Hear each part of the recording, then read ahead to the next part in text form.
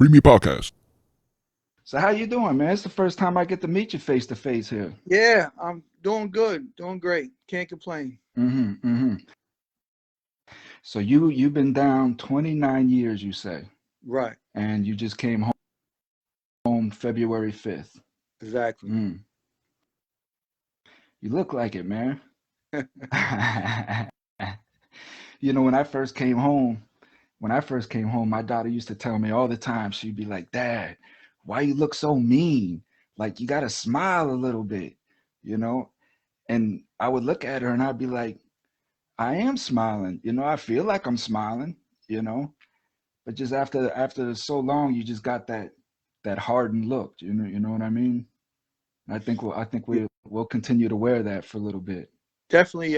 It's wearing off. Yeah, yeah. So explain to me a little bit who you are, where your background, where you came from, how you grew up. Well, I grew up in Baltimore, Baltimore Hmm. City, and spent most of my life there, and wind up getting in trouble, and dropping out of school and selling drugs. What kind of childhood did you have? First off, like what? How was Baltimore? Are we talking what time frame? 70s, 80s? Yeah, 70s and 80s, 60s. So how was Baltimore at that time? It was Yeah, good.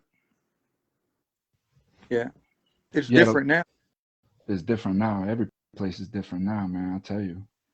So, what kind of friends did you have? Who was you running around with? How'd you start getting into trouble, and what led you into that lifestyle? Well, watching other guys in Baltimore make money, Hmm. you know, and me following in them footsteps. Hmm. What were your parents like? Let me do whatever I want. Yeah, yeah. I know that kind of a little bit. So you just started running with dudes. Did you ever join any gangs or be associated with gangs, or No. just a clique of guys that you associated with where you were getting into trouble and whatnot? Yeah, I never joined no gangs. There really wasn't really no gangs at the time around there. Hmm. Hmm. And what was your first crime? Mm. Shoplifting, Shoplifting? stealing when I was a kid, candy, and baseballs. And, Yeah, that's how it started for me too. Them little garbage pail kids. Remember them little garbage pail kids?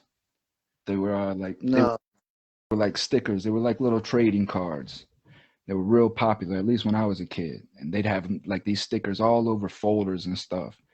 And I never had the money to buy these things. And I would just go into the store. They come with gum, like remember Topps baseball cards or yeah, whatnot.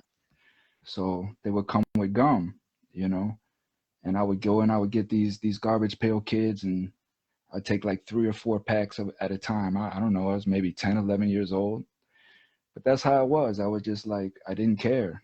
I felt like, why not? You know, I wanted it and I just took it. I didn't understand, as a kid.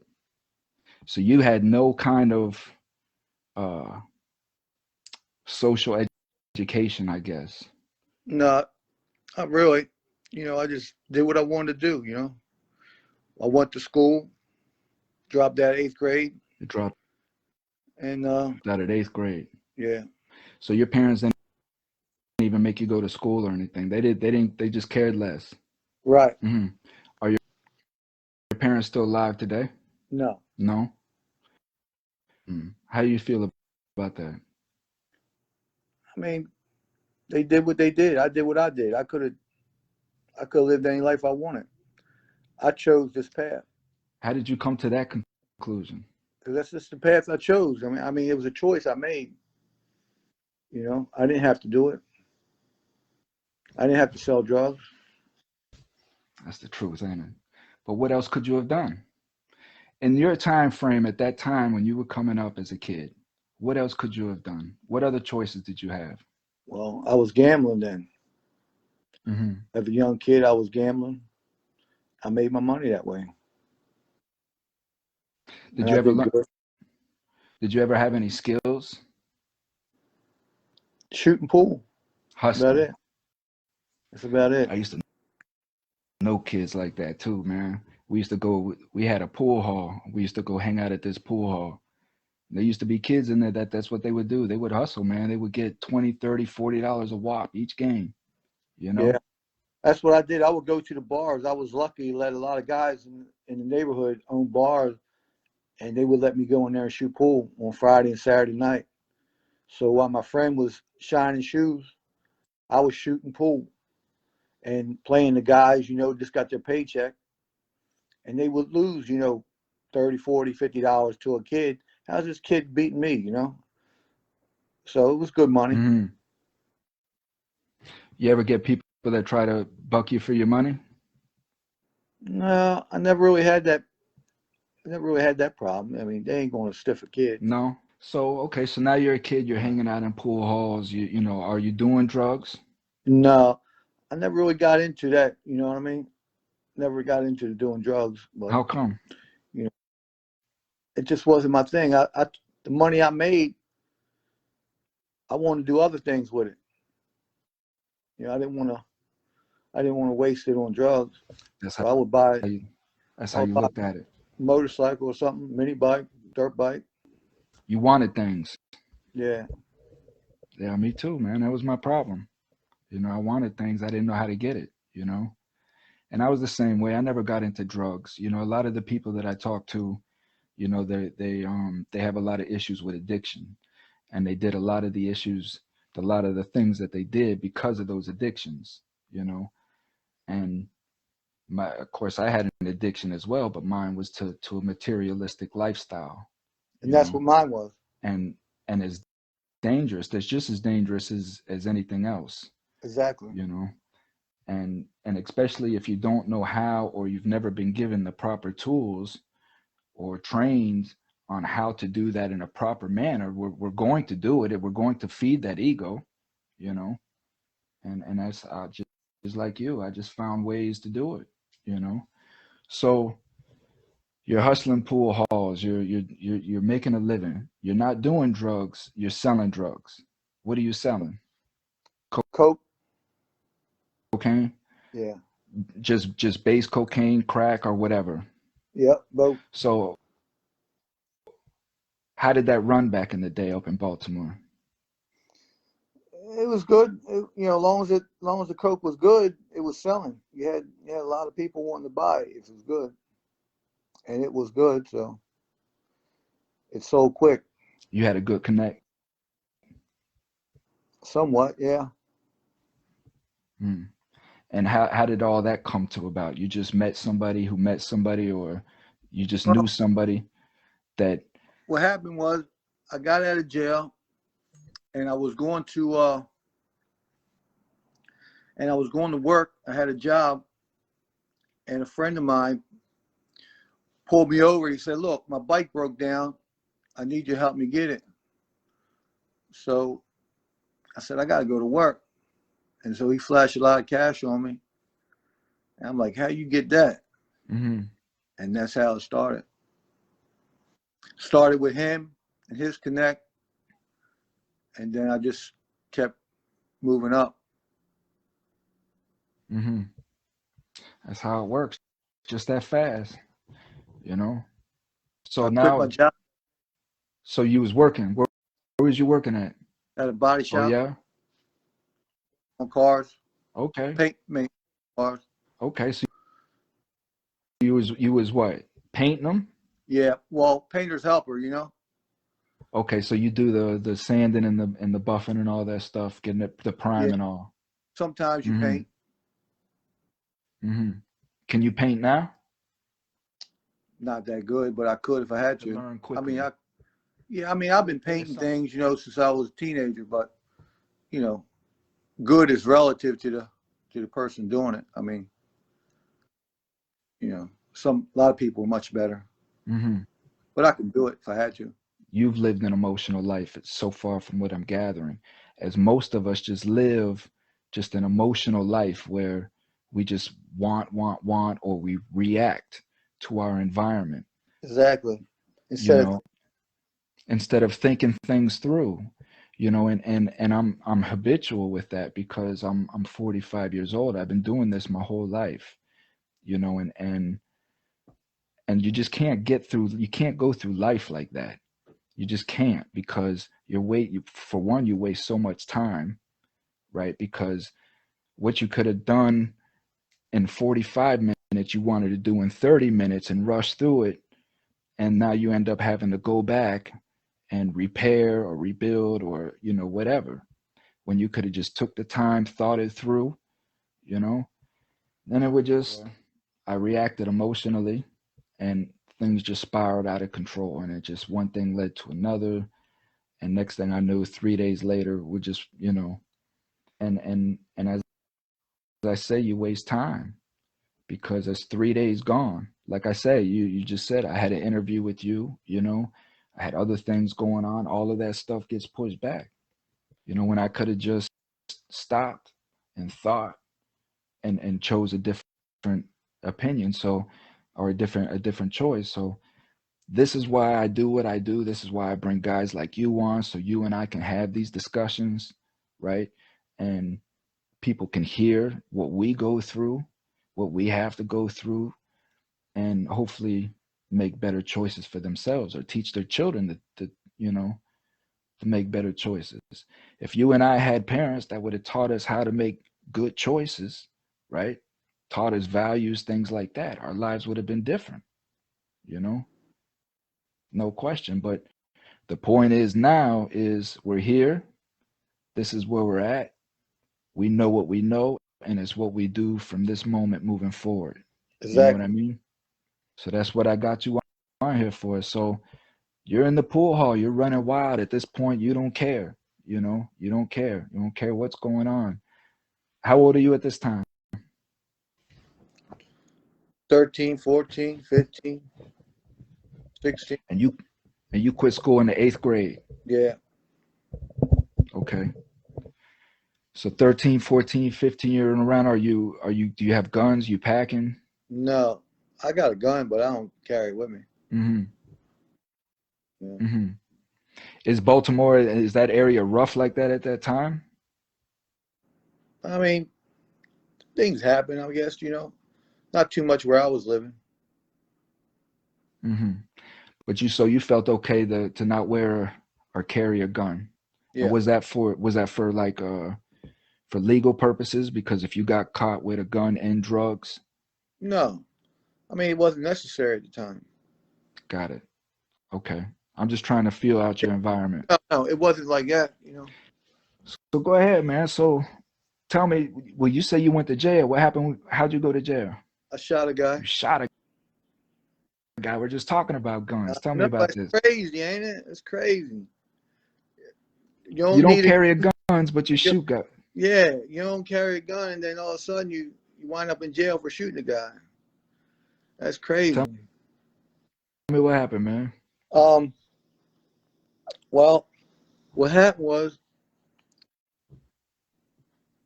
this guy cut the tires on my car, and I wound up running into him later on, Mm-hmm. and I seen him and I shot him, Mm-hmm. and I wound up getting 8 years for it. Mm-hmm. Why did the man cut your tires, man? Let me think. Truthfully, I really don't know. You know, I really don't know. I mean, we never had. You know the guy prior, right? Yeah, And did yeah, yeah. you guys ever have any drug No, interactions? And that's the thing. We didn't. mm, maybe you Yeah. slept with one of his girls or No, something. no, it wasn't nothing like that. What the hell did he slash your tires for? I never did wind up asking him. I should have asked him, but I didn't. But we're friends Oh yeah. now. Well, you gotta ask him. Yeah, I do. Matter of fact, I'll do that. Yeah, man. What the fuck did you slash my fucking tires for, man? Yeah, I will do that for you. I want to know now myself. I would have wanted to know that before I shot him. So you shoot him. Where'd you shoot him at, Paul? in the shoulder. Damn it, man. Man, you could have killed that man. Yeah, I'm lucky I didn't. Yeah. How is he? He's good now. I mean, I seen him just before I went to prison. I seen him, Mm. on this charge here. So he has full capabilities. Like he didn't. Yeah, He's yeah, okay. yeah. What'd you shoot him with? Shotgun. Damn it, Paul. A shotgun, and he's okay. Yeah, sawed off shotgun. Oof. I have a story with a sawed-off shotgun, man. First time I ever played with a gun, and that was the last time I ever played with one. Yeah, yeah. Sawed-offs, man. Guns are not to be played with. Not to be played with. There was a post on Facebook not too long ago of a dude where he posted he posted on Facebook that he shot himself in the leg cleaning his gun. You know, and all I could say is, you know, guns don't kill. Guns don't kill people. Stupid people with guns kill people. You know, Mm-hmm. and I like you. I was blessed, man. I got real blessed that day. I think God reached His hand out to me and just taught me a lesson slightly. I didn't learn it, but I look back on it. I got real lucky that day. So you shoot the guy. He calls the police. I don't know. After I shot him, I mean, he went to a bar, and I think they called paramedics and the police there. Mm, mm-hmm. And the Yeah, police come. They come to your house. they probably did. I wasn't there though. So how did they find you? I was driving down the road at the pool. I went to the pool hall, and they found me in the next county pool room. Mm, mm-hmm. Yeah, I pulled up, and they had the place staked out. So they wind up coming in from all directions with my car. Mm-hmm. So bam. So they take you to jail. They charge you with what? Attempt murder. Attempt murder. Mm-hmm. Uh huh. Uh huh. And did you? So take me through that. So now you got attempt murder on you. How old are you at that time? 18. 18. Okay. So tell me about that whole process. Well, they wind up giving me bail, and about 30 about 30 days later, I made bail, and wind up uh, wind up going to court and pleading guilty and getting 8 years. Uh huh. How did you make bail? How much was your bail for that for attempt murder? It was 50,000, and it was reduced to 25,000. Uh huh. Okay. So you get out on bail. You get appointed a lawyer. Or you hire an attorney. No, I got a lawyer that represented me in a case, civil action against the city. Anytime you get Back then, anytime you get injured on the city streets, Mm-hmm. you can file suit against the city, and they would pay you. So I wound up getting stabbed, and so the lawyer said that's a lawsuit. So he sued the city. I got some money. He got paid, and I got the rest of the money. Okay. So when you got stabbed, did you have Yeah. to? So was that part of your plea that you had to reimburse the state for that money or something? No, no, no. I just pled guilty. Took 8 years. The lawyer, I had to pay lawyer.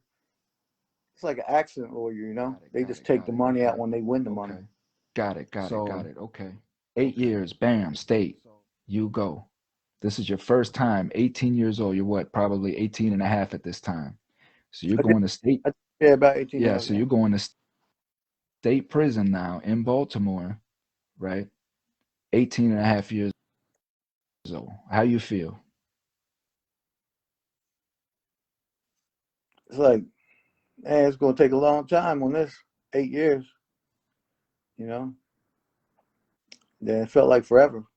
Wound up doing 4, getting out for a year, violating, and finishing last year up. So I wound up doing 5 years total on that 8. Mm-hmm.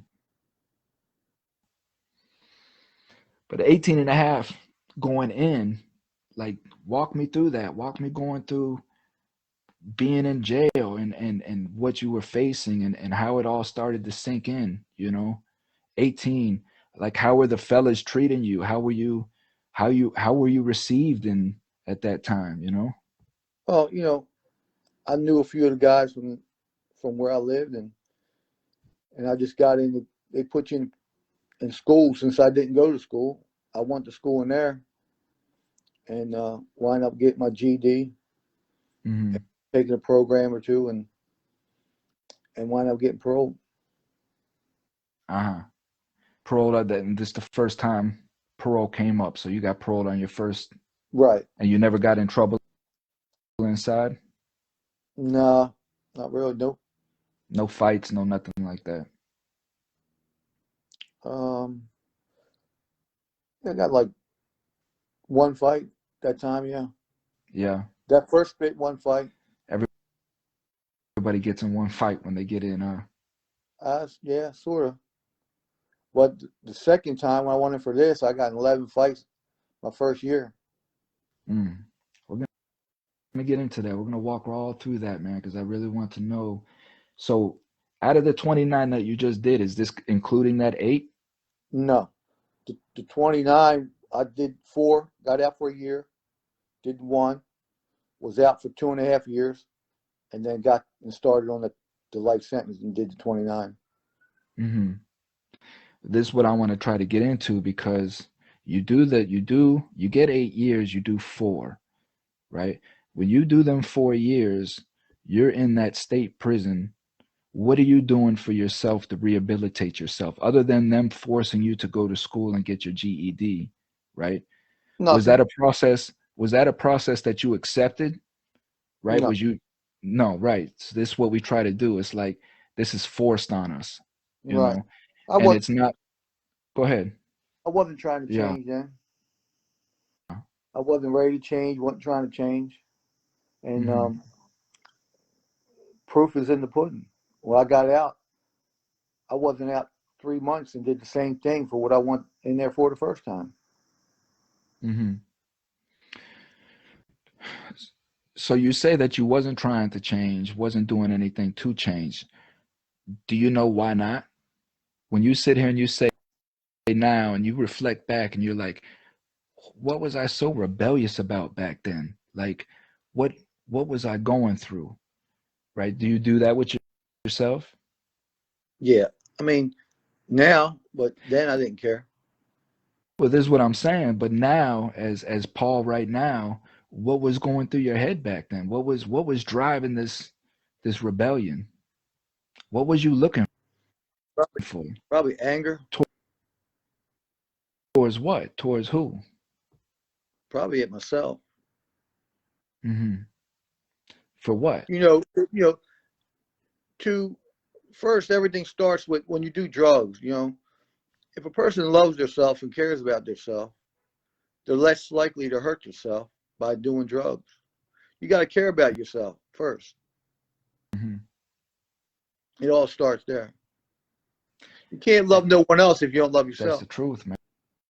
And we're not understanding that, and we walk around every day, all day long, we telling people that that we love them, right? But we don't even love ourselves. You see, we'll treat other people better than we'll treat ourselves. We'll treat plants and animals better than we'll treat ourselves. You see, and Mm-hmm. that's not love. That's just not love. You're absolutely correct. The love has to start from within. When you know love of self, then everything else outside of that is love. You know what I mean? Mm-hmm. Because you are love. And this is what we have to get into, is stop trying to love everything and just love yourself, and then everything will be love. You know? I don't know. But I had the sound. I can hear Yeah, you, it's okay. but I can't get. It may come back on. It may be your connection. It may just be your connection. Because I don't think your connection is too good. So it just may be that. So, and that's the thing, right? Just like you just said, we go through state as a young kid, right? And we're not being taught anything. We're being forced to go in and take these GEDs. The teacher that I had was and this is no lie, the teacher that I had was, she must have been about 78, a little old white woman with one arm, right? She had one damn arm. And I remember I was so focused on her arm through class or whatnot, and just so focused on who the hell this woman was that, but I had my GED already though, but I didn't have it registered or something. And they made me go through the class anyhow, because, they get credit for that. That's the only reason why they made me go through that class.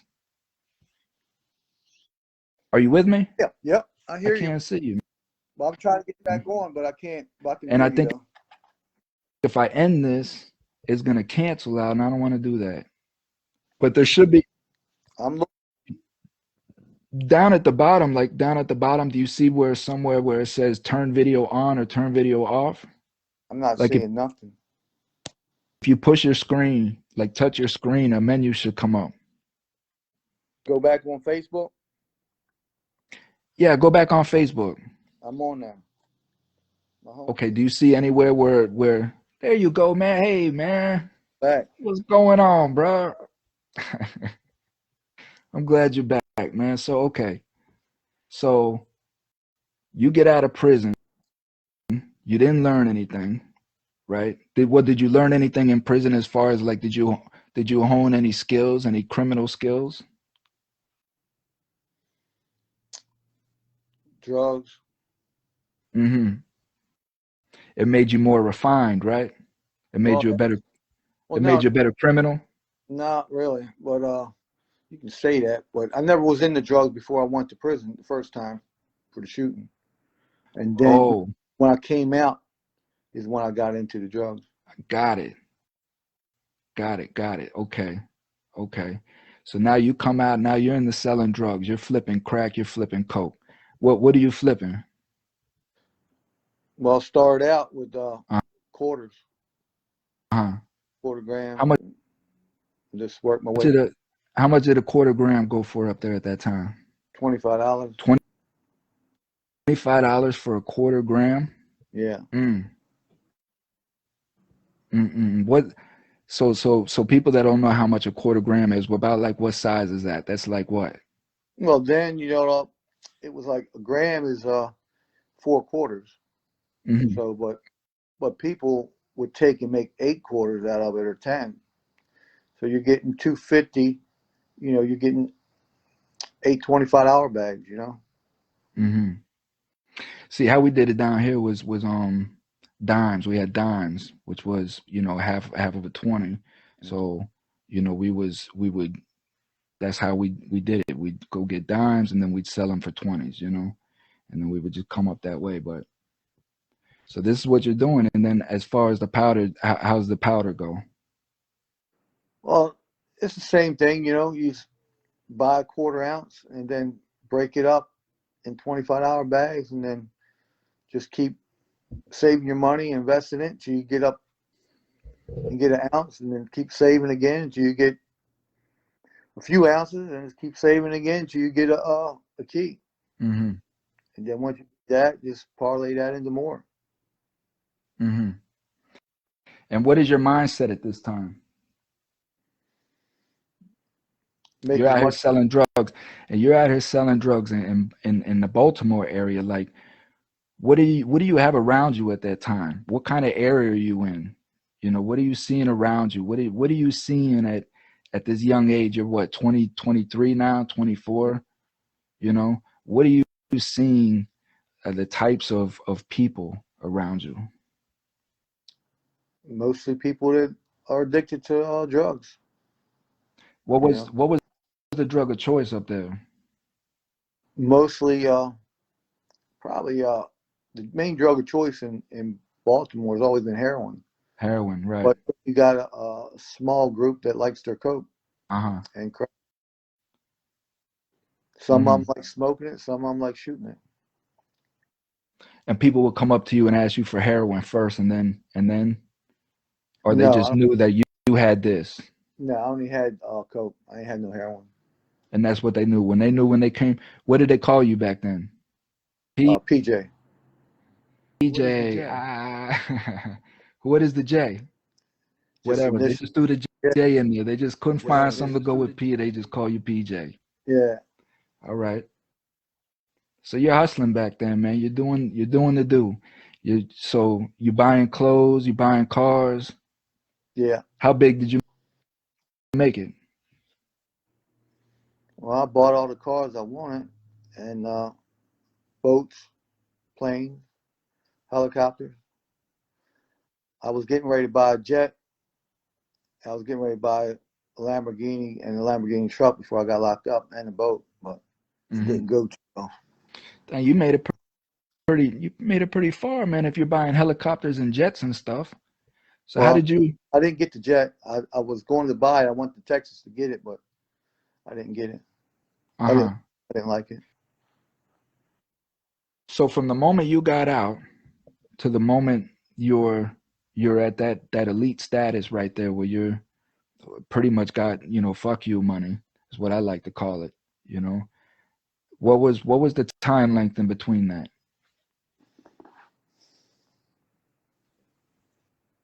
Only it took about a year. About a year. So in 1 year, you went from flipping dimes essentially to flipping keys, flipping bricks.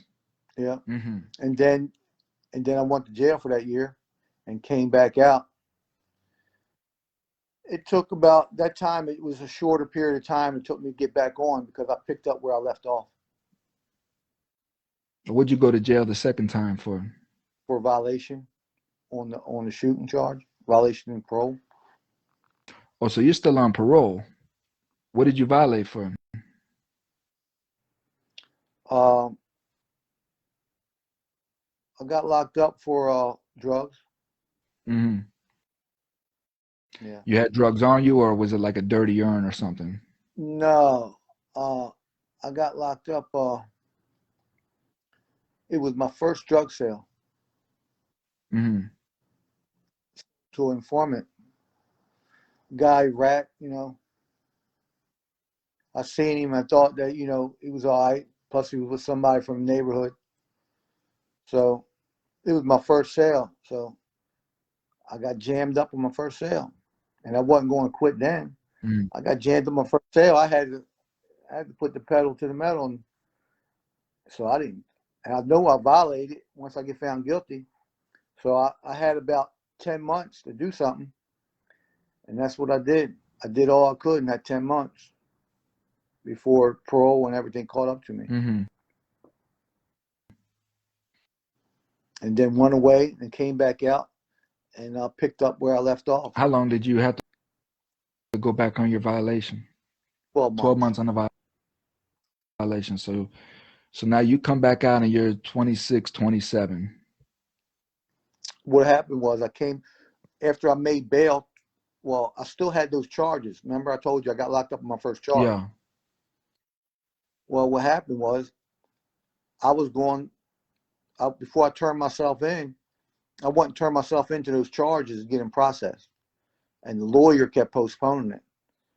So what happened was I did the parole violation time and wind up making bail after I finished doing the year because we kept postponing it. And then I wind up copping out to 2 years probation. No, 5 years probation, 10 years suspended sentence. 5 years probation, 10 years suspended sentence. Okay. And so for those that don't know, a suspended sentence means what? That if I violate that, I can get that 10 years. You could get that 10 years. That doesn't mean that you will get it, but that you could get it. Right. And they didn't give it to you. No. No, I didn't get it because I didn't violate that until I got locked up on this federal charge. Okay. So, bam. So you got the probation, you catch the charge for the undercover sale, right? violation of probation. They give you a year for that. Violation of parole, I should say. They give you a year for that. You go away for the year. You come back. You fall right back into what you were doing. But your parole got reinstated when you came home. No, I finished up that time. That was all So all finished. they squashed all that. When you went and did the 1 year, they squashed everything. Right. Okay, so now when you come home, you're a completely free person. Yeah, until I go to court and get 5 years more probation and 10 years suspended sentence. What do you mean until you go back to court? Okay, I turned myself in, and the charge kept being postponed. Uh-huh. So why it's being postponed? I do my parole violation. And then once that's over, I can make bail on that charge I turned myself in on. Got it. Okay. Then once I got out on bail, I kept postponing it some more. And pretty much everybody like pled out and nobody ratted. So a couple guys got Oh, you had co-defendants. Yeah. Yeah. Oh, so it was a conspiracy. Right. No drugs. Yeah, mine too. But okay, so And it was a state charge. So, back then they wasn't like the Fed. You get a federal conspiracy, you ain't walking away from it. right. Ah, so State okay, was so the state was pretty much lenient. so this was a state conspiracy charge. Exactly. Okay. And when I Okay. caught this charge, they wind up throwing all that out. Figure he got life. They just dismissed it. I just had a discussion with an attorney, and that's that's what he said was that was the progression of conspiracy. Is it's left the federal. I mean, it's still in the federal, but it's worked its way down into the state level now. This is what year was this? Probably. What year would it? 88. 88. Okay, that's about when I started. So 88. Yeah.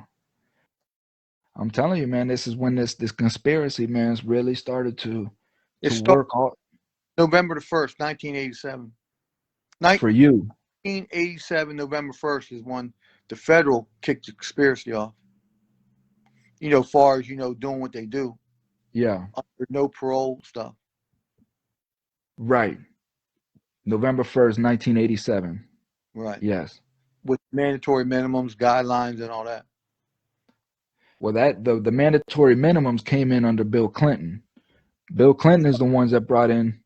No, 1987 is when it all started. It started under Nixon, and it took all those years for it get their ducks in a row and get it implemented.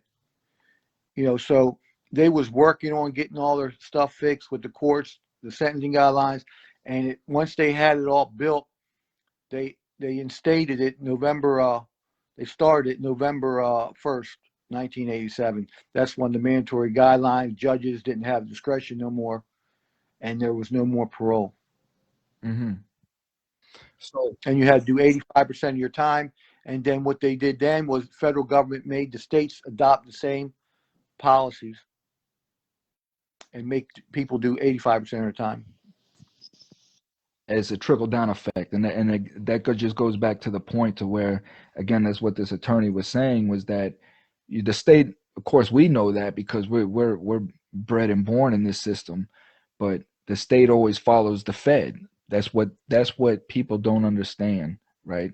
What you see the federal government doing, you could rest assured is coming to a state near you. I promise you. So Yeah. Well, I mean, they said basically they wasn't going to get their budget. They cut their budget and they do this if they don't adopt these policies. And that's what they do with a lot of things, But it all goes back to the war on drugs. So, that's why during the war on drugs there was no legal weed in this country. But once the war ended, then you see states start implementing legalizing weed and stuff, and the Fed's not cracking down on it because the war on drugs is over. isn't that amazing? They call it the war on drugs, right? We've heard this moniker, the war on drugs, the war on drugs. They get funded as if it is a true enough war for drugs, No, it's right? a true war. It's a true I, declaration of war. Any war take away your I rights is a war. understand that, and what I'm saying is, but we're not sentenced under those guidelines. We're not sentenced as a prisoner of war, right? Well, no, I mean, well, I think we are. That's the thing. We are, but we're kept in the blind because of our Mm, ignorance. You know, those courts that we're sentenced in, they act in different capacities. They're not under a war on drugs. You go into that court, they're not Article 3 courts of common law that we're used to in the Constitution. We're operating under something else, more like maritime law. And that declaration of war on drugs was a real declaration of war. And it has implications in federal system of justice. mm-hmm. And that's what people don't. It took me a long time to really understand that. And I'm sure if you people try to fight things in these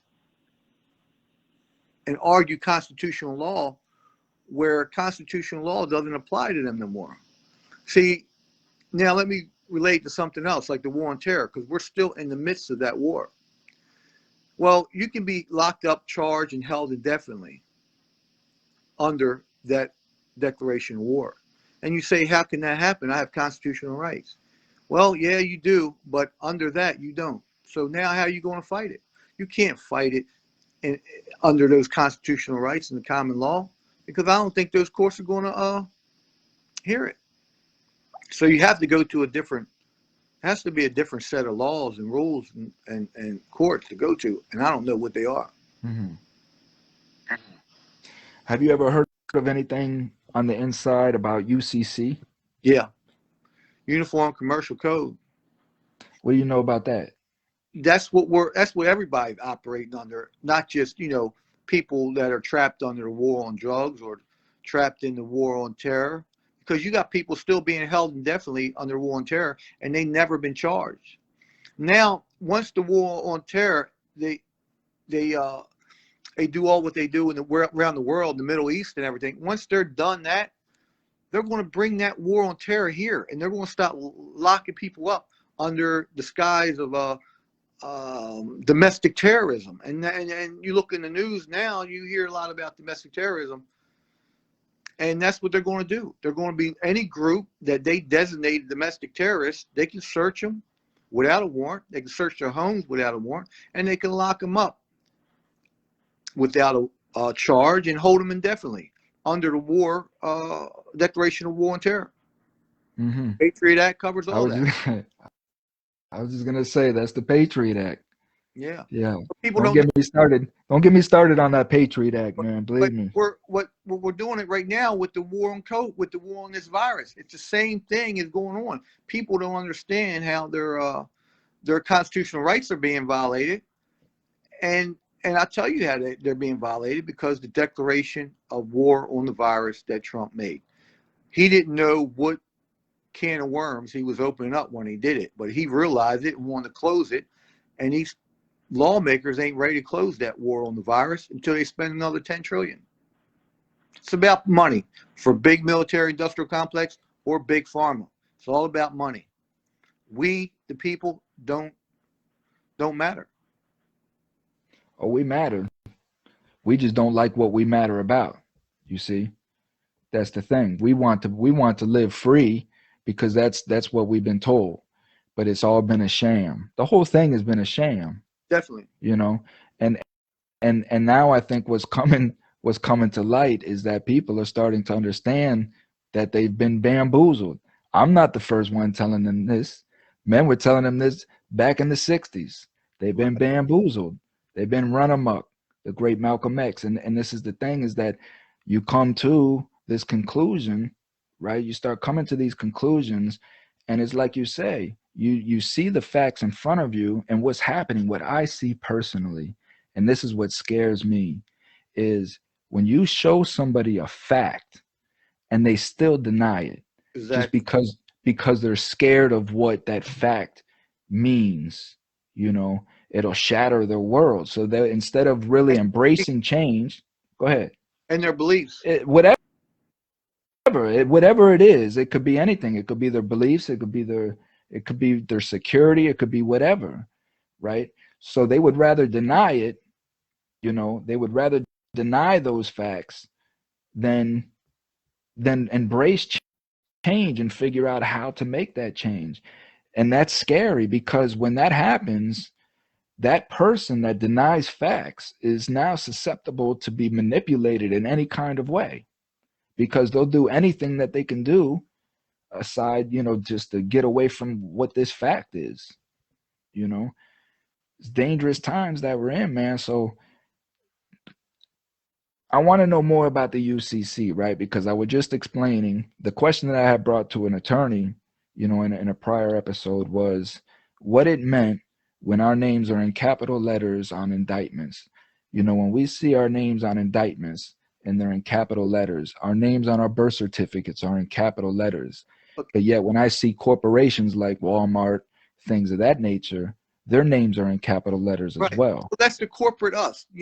There's two of us. There's really one, the flesh and blood, and the corporate you. So there's two of everyone. And the capital letter signifies the corporate you. And big case, smaller case is the flesh and blood you. So we are basically incorporated when we're born, and a count is set up. And that count is controlled by the government. We don't control that. So basically, we are party to agreement that we never agreed to. So basically, you don't have control of that corporate you. I will call the straw man, they say. The straw man is not controlled by you. But if you get that control back, then that money that is in the treasury under your name, you can then begin to control it and use it to your benefit. Mm-hmm. Well, how? Because all money is just an instrument to discharge debt. Right. And there's no intrinsic value to money. It's faith-based. The money that we use is just paper. Discharging the debt, from one person to the Well, next. that's what it says. It says on there is a promissory note. Right. Is what this is. So what it is whatever this amount is on this bill, on this piece of paper, it's just telling you, I promise you that this paper is worth this. Exactly. And it will be paid. So, until you get control of the corporate you, see, when on your ID in prison, it's also capital letters. Everything you got is in capital letters. So a lot of people that are involved in that, don't even know what that means. And what is what I got you here for, partner? Basically, we are bought and paid for until we're not. Who is we? The people, us, you, me. If you're a part of UCC, that's why you need a permission, license to do everything, because you're part of that system, that matrix. That's what we're in. And until we extract ourselves legally from this agreement that we never agreed to, then we're not going to benefit to the fullest. What would happen to guys? Did you see guys inside working UCC? Yeah, and they would get their papers confiscated, and they would get put on diesel therapy, where they get transferred all over the country, and kept getting transferred and transferred. Basically, you just stay on the bus for 6 months chained up, so they don't want you trying to free yourself from in prison using using the sovereign citizen movement. Mm-hmm. Diesel therapy, man. I haven't heard that in a minute, man. Diesel therapy. That's exactly what that is too.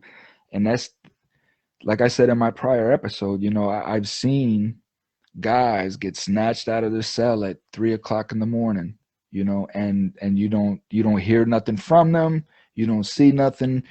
You'll see a memorandum maybe passing around the prison later from the warden, uh, saying that if you file any liens against judges or anything, that there's a repercussion for that. They really try to crack down on that stuff, Yeah, man. and even in the book, you're not allowed to get the books on how to do it either. Mm-hmm. So what I did, my book on it, I sold it because I didn't want to get caught with it. So because they're just going to put you in the hole. So I got rid of it. And just realized that if I want to do this, I have to do it from the outside. What other books are you not allowed to get in prison? You're not allowed to get any porn. You're not allowed to get any books on martial arts. Mm-hmm. Yeah, and you're not allowed to get, like I said, the UCC book, Mm-hmm. Cracking the Code. You're not allowed to get that. Yeah, so from my recollection, you're not allowed to have the martial arts, any kind of jujitsu or anything like that. You're not allowed any books on hypnosis, right? They don't want books on hypnosis inside, at least where I was at. They no hypnosis, no the 48 laws of power. That was not allowed in. Um there were inmates that had them in, they would sneak them in or get them in somehow, but the mailroom would shut them down. The 48 laws of power would be shut down. So there were books. I don't think you were allowed the satanic Bible in prison. Oh, I've seen So that. I've seen that. You can get that. through the mailroom Well, no, I've seen it at the chapel as at a the written book. Yeah, when they had. really Yeah. see the chapels that I was at, they wouldn't even allow paganism in. Yeah. Well, they allowed it. They allowed that too. Mm, You can pretty much practice any religion you want. mm. So getting back into it, man. So because I really want to go over the UCC some more too, because that's really really important stuff that people have to understand, because we keep talking about privatization, right? We keep hearing people talking about privatization. Take the privatization out of prison. Stop profiting. Stop capitalizing. And then when they came and they this president that we have now, he stopped dealing with private prisons, right? So he passed this thing that the federal government would no longer contract or collaborate with private prisons. Well, what they were doing was they weren't really doing it for like me or you anyway. What they were using it for is the private prisons, even under Trump, they were using it for illegal aliens that will be extradited. And they were using it for non-federal prisoners that are housed in federal prisons, like prisoners from Washington, D.C., who had a low security or less. Right. I met a lot of DC dudes. So the D.C. guys, they would go to federal prison because they have no really state prison there in D.C. So they would put them in federal prison. So if they Well, the District of Columbia is all federal. Everything inside of the District of Columbia is federal. exactly, but the thing is, they're still under a parole system that federal prisoners are not. Right. That's exactly right. That's exactly right. So So again, the whole system is screwed up, man. the war on drugs is ended. They got to bring back the parole system back. That's the thing. At least for those convicted under that war or other things. I mean, they're not going to bring parole back for an ongoing war like the war on terror. So, yeah, so somebody's going to have to be banned. And since the war on terror is still going on, they're not going to, if they bring back parole, they're not going to let it apply to those people because the war is still on. So you're saying because they're shifting their focus on which war right now, they're going to start being more lenient on the war on drugs. Definitely. They've been doing it. They've been doing it for the last 10 years. Mm-hmm. They've been systematically releasing. Anytime you have an end of a war, there's not a rush to the door. There's a process of letting people go, just like World War II. It took a couple of years to get all those prisoners of war home. And it's the same thing going on now. It's one thing after another. But it was held up during Obama because of Republican Senate and House. That's interesting, man. I never looked at it like that. You shed new light, man. I like that. Yeah, they're doing things. I mean, the First Step Act was part of it. It wasn't like something Trump pulled out of thin air. This was the gatekeepers wanted this to happen. They had a president that would sign it and wanted to take credit for it. So the gatekeepers, which is a bipartisan effort of Grassley and Dick Durbin, presented the bill, and it was passed. And what they had in it is what they wanted. They had three sentencing reforms, one on being retroactive for crack, which was long overdue. They couldn't get it passed before. And the two other sentencing reforms, they didn't want to make retroactive, and they plan to. They will do it under the Biden administration. They just ain't get around to it yet. Yeah, he's got other things on his plate. And once they get that fixed, the last thing will happen would be bringing back parole for the federal system, reinstate it basically, because it's already in place. All they got to do is reinstate it, and they don't even have they don't have to pass a law to do that. No president has to sign it. All they got to do is the sentencing commission to recommend that change and bring it back. They submit it to the lawmakers, and if the lawmakers don't answer it in 6 months, it automatically goes into effect. That way, they set it up like that so no lawmaker looks soft on crime. Right. True Because enough. what lawmaker wants to be accused of being soft on crime? So they let the sentencing commission do their dirty work. Okay, we don't vote either way. We don't answer this or shut it down. That means go ahead and pass it. People have lost part of their little elections. Yeah, people have lost elections being soft on crime. So that's why they do it like that. They don't want to put their vote yes or no on it. So they get it. They got a backdoor way of getting these things implemented, and that's what they're going to do if they when they do bring that back. Yeah. So you're going through it. You just get out, right? You just get out. You're getting back into drugs, but you're free. You say, but you until probation caught up with you. Let me see if I can get back on track. No, I got this federal charge. You got the federal charge in '92, and now I have to. Once I get found guilty of that, then I have these other charges and probation to deal with, and all that wind up getting thrown out because I had got sentenced to life. They figured I'd never get out, so they got rid of all that. They threw it out. They can't come back on you now, though. No. Right, because of statute of limitations. No, the judge dismissed it. Oh, he dismissed it? Yeah, because there wasn't no sense, because I already had a life sentence in the feds. So how did you catch the federal charge? Well, it started when I went to make my last drug deal. Did you feel anything inside that something was going wrong? Yeah. Tell me about that. Just had a gut feeling, you know, but I didn't listen to it. We never do, man. You know how many stories I hear about this? Well, you know, a little story. My grandma always said, she said, when a bird flies in your house, that means there's death around.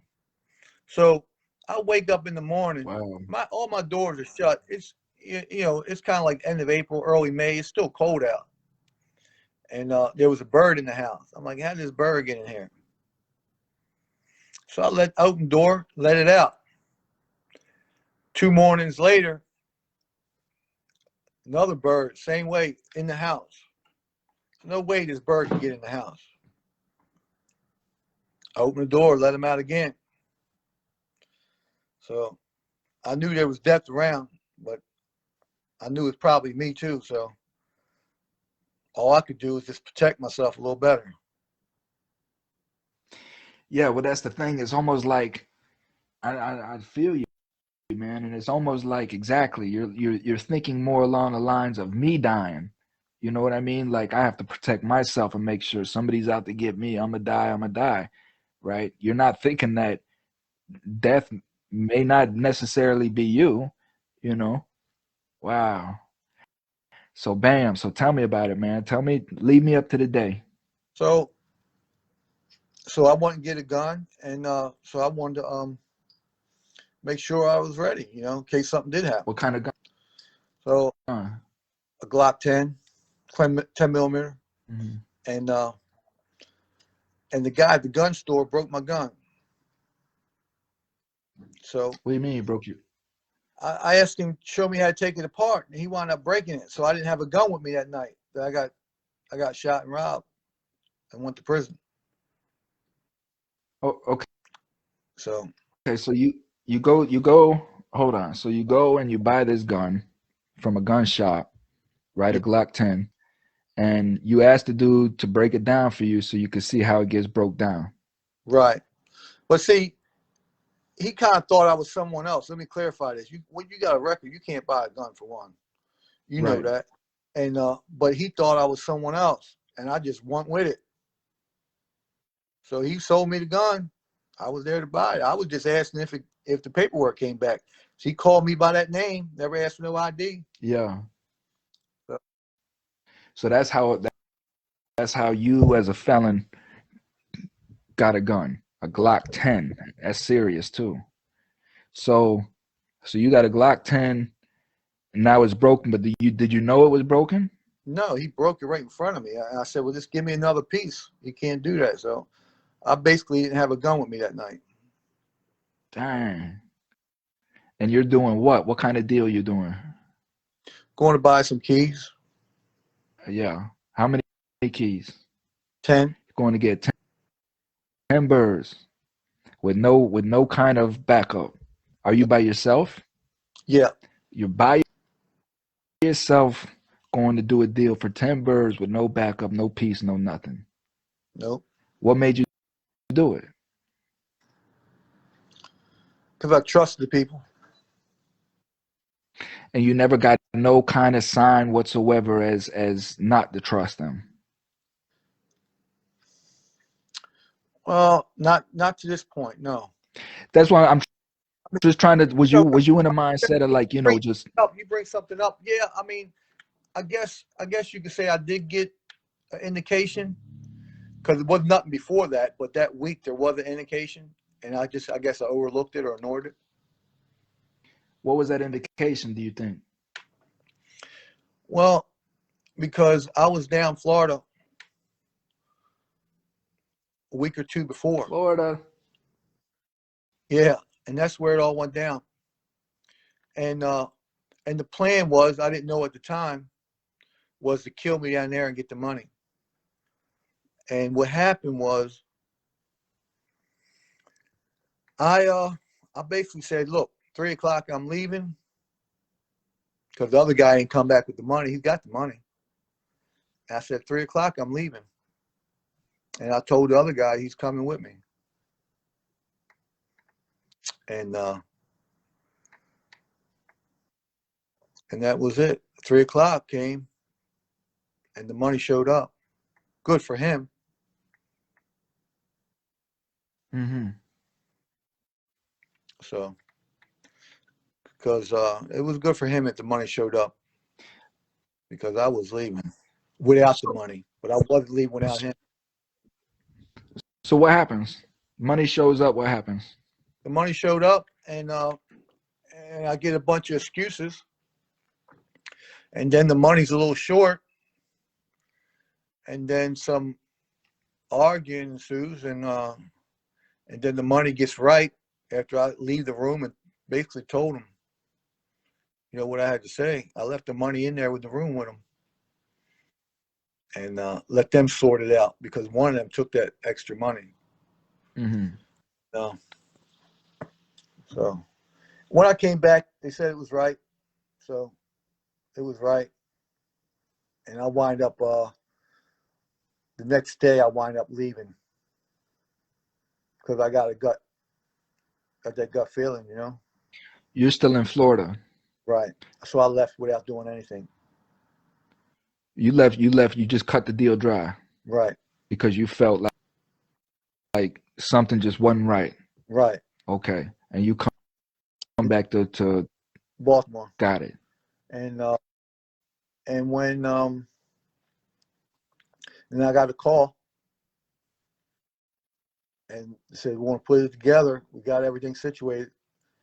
So I jumped and went to meet him. And the new plan was to kill me here in Maryland. So bam. So you cut it dry. You go back to Baltimore. They call you. You tell them, listen, you want it. You got to come up here. And then they go ahead. Here, and basically they said that they had it all set up. So okay, but the whole plan was just to jack you for the 10 bricks, kill you, and then just keep it pushing. No, what he wound up saying was, when we got back from Florida, he brought 25 keys waiting for me, and that's what the rat shooter said. And so I got charged with 25 keys, and I got charged with attempt murder, and then I make bail on that, and then the feds charged me with 5 kilos or more, which wind up being 15 or 18 kilos, and that's the only charge that wind up sticking. The other 2 charges with the Florida thing and all that, and the 25 keys there, that wind up getting beat. And the attempt murder on that wind up getting beat. Got it. So that day, so tell me what happens now. They come up. What goes on? Well, I was in the car, and he wanted to. He was trying to get me to pull over, and I wasn't going. Y'all are on the highway. Yeah, I wasn't going to pull over, so he can. He wanted to use the bathroom, and so we had little words, and I wound up pulling over. But as soon as I pulled over, I took off. When he got out the car, his plan was to shoot me. But time he got the gun out of his pocket, I done pulled off. But I didn't know that, though. That's what happened. So you pull off. Oh man, damn, this is crazy. So you pull off. Why? Because you just don't trust the deal. No, I pull off on the road so he can use the bathroom, but I wasn't going to wait for him. So, because a cop might pull up behind us. Yeah. Okay. So I pull off while he's using the bathroom and go around, make a U-turn on the highway on 301, go in the little intersection, turn around, and come back around, and I pick him back up. Right. And the deal was for him to shoot you when you picked him back up. No, he was going to shoot me when I pulled over, but I pulled off. So now he's in the car with me again. Now he's just got to either shoot me while I'm driving or figure out something else. So what he does is shoot me while I'm driving. Damn it, man. Fuck. Yeah. So he shoots you while you're driving the car. Yeah. On the highway. Yeah. With 25 bricks or 10 bricks. No, it's just money in the car. Oh, it's the money in the car. How much money was in the car? $180,000 at the time. $180,000. So he's in the passenger seat. Yeah. And you're in the driver's seat. What kind of car was it? A Camaro. Damn. So he just pulls out a gun and just shoots you. Puts it to my head. Puts it to my head like this. And he pulls the trigger. And he didn't have a bullet chamber. I turn around. He covers the gun up, chambers the bullet, and then opens fire. Fuck. The first one hit me in the face, and that made me take my hands off the wheel. He took his eyes off me to see where the car was going. So by him not looking at me where he's shooting, he basically unloads the gun and don't hit me no more. And then the car crashes. He falls out. And that's how I got away. All of this that's happening, like what's going through your mind? You're not even thinking of anything right now, right? Like, I mean, what are you processing? Well, I'm still living, so fight another day. You don't even know where you're shot at. Yeah, I know where I'm shot, right in the face. But I mean, you know that you're shot in the face, but like you don't know the extent of your damage. You don't know nothing, right? No, I don't know nothing. But I know after some time, I'm losing a lot of blood, and I do know I got to get to the hospital, or I'm going to die of blood loss. Okay, so you're shot, right? An illegal transaction. What are you thinking? You can't go to the hospital, right? No, I did go to the hospital. Well, you have because I mean, to, but you don't know it's a legal transaction. All this is money in the car. That money ain't illegal. What happened to him? He went to the police and basically said that he worked for me for 7 years, and said he just got done bringing 25 kilos back, and he sold 5 kilos, and he was giving me the money, and he wanted to quit working for me, and so I pulled the gun and put it to his head, and pulled the trigger, and he got the gun from me and shot me. That's what his story was. So they charged me with attempt murder for putting the gun to his head and pulling the trigger, and nothing happening, because that's basically what he did to me, and that he just switched the story around. And he said that we just got back from Florida, and he works for me as a driver. So they went to check my house and seen that, yeah, we did just get back from Florida. So basically, I got charged with attempt murder and conspiracy to sell 25 kilos because he said he brung back 25 keys for me.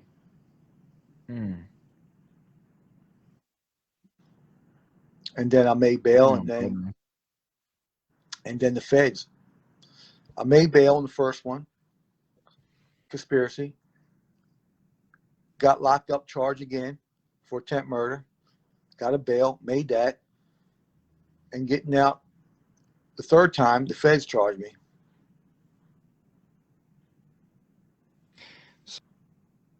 So, damn, what that's serious. So now you're shot in your face. So what ended up being the extent of your damage?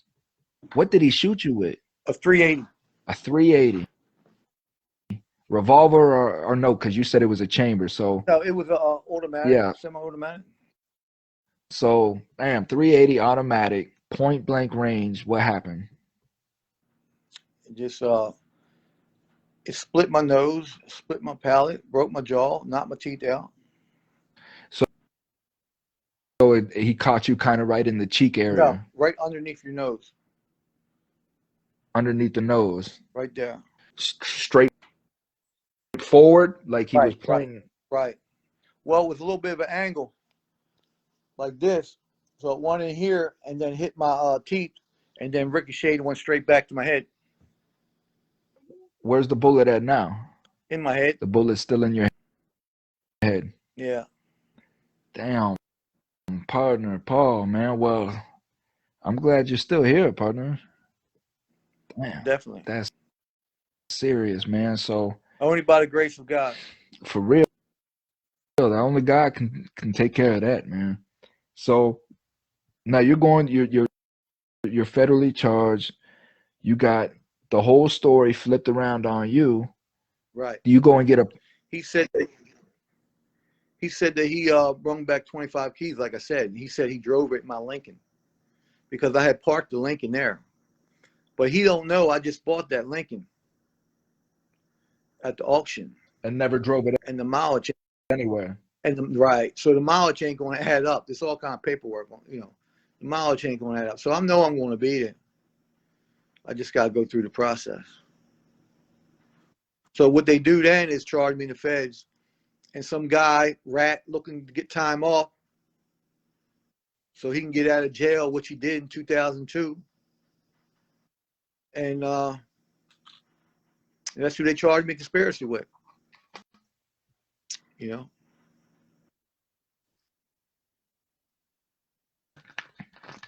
He jumped on your case. Right. And didn't know you? No, he knew me. I helped him out. I helped him out with a lawyer. He just knew the story. No, he knew.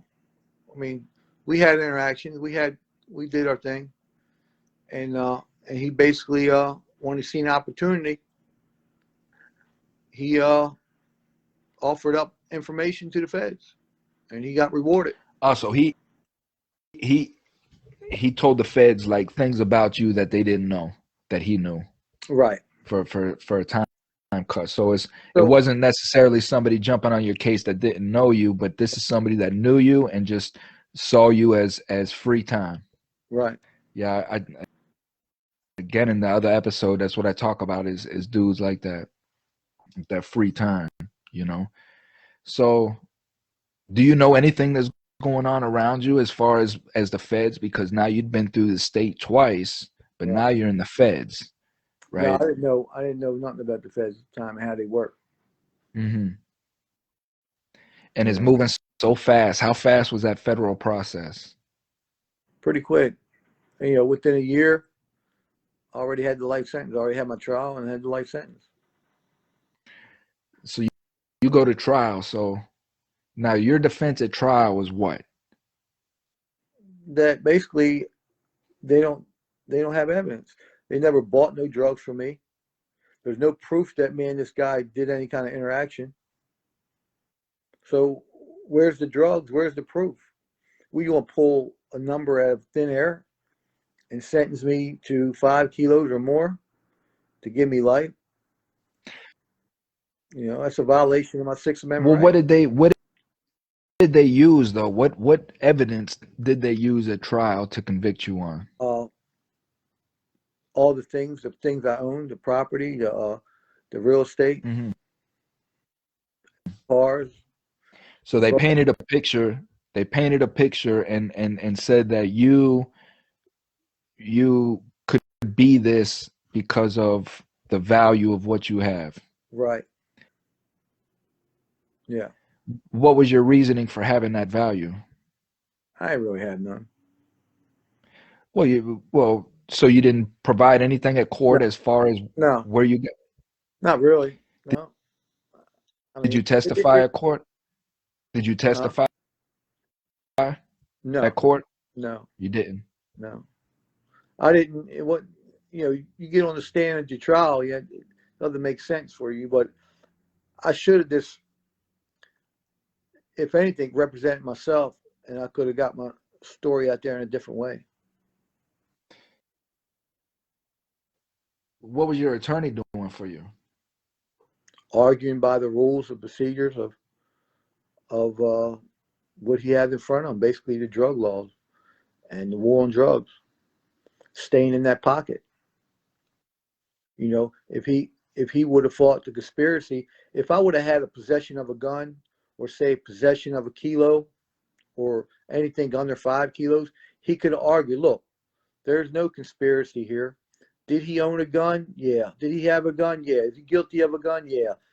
Did he have 1, 2, 3, 4 kilos in his possession? Yeah, they're right here on the table. They're his. So if you take that argument and let the jury find you guilty of those specific things, then the most time I would get was 10 to 12 years. But if you let them find you guilty of conspiracy, then they can start pulling things out of thin air that you would never charge with or found guilty of by a jury. That's the truth. So the argument would have been, yeah, the gun is his, yeah, the drugs are his, but there was no gun and there was no drugs. So we couldn't admit to any specific because there wasn't nothing there to admit to. But it would have been better had there been. Were they offering you a plea deal? Yeah, What was that? they wanted me to 20 years. What was the max though? They wanted to plead. They wanted you to plea out to the high end of 20 years. The statute called for 20 years. Conspiracy Mm-hmm. was the statutory max was 20. But when they, due to 851, which is a doubling of the mandatory minimum, that changes from life from 20 years to life. So they hit you with an 851 enhancement. Exactly. Which is, yeah, the 851 is an enhancement, which an enhancement is when you get to the sentencing. Again, an enhancement, you don't even know that this is coming until you get to sentencing, right? Then the prosecutor is going to bring forward, well, we want, this enhancement, and then they argue on whether it should be enhanced or not, which 9 times out of 10, you end up getting enhanced. Well, so you got to, go they ahead. tell you they're going to do it to try to stop you from going to trial. So they got to make you aware of it before trial. Yeah, that if you lose trial, you could be subjected to these enhancements. Exactly. Right. But before trial, what I'm saying is, like, at least for me, I was like, I didn't even want to hear anything. You know what I mean? Like, anything that you tell me, I'm not even paying attention to. Like, I don't trust you. I know you're lying to me. You're trying to set me up. Why would I trust what you're telling me? Exactly. So you lose trial, that you go to sentencing, they hit you with an 851 at then, so you go from the 20 to life.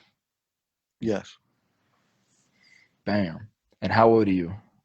27. 27 years old.